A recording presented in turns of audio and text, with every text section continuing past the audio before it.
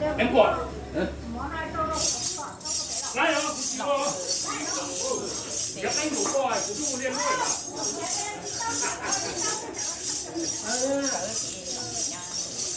Chở nữa. À, còn đâu nữa.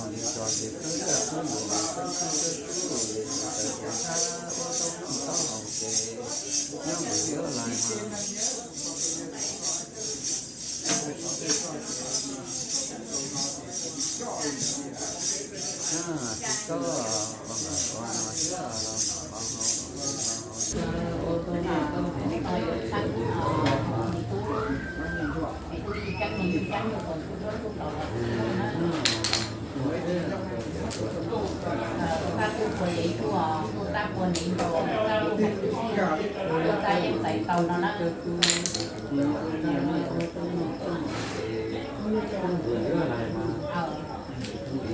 cho nên là chỉ trong phòng đi sửa một chút tâm hồn làm phòng đi tăng rồi đi cả đi lúc đi không chỉ một tiếng đeo chạy năng tồn tận tiêm phòng đi ở rồi phải chạy năng tồn tận tờ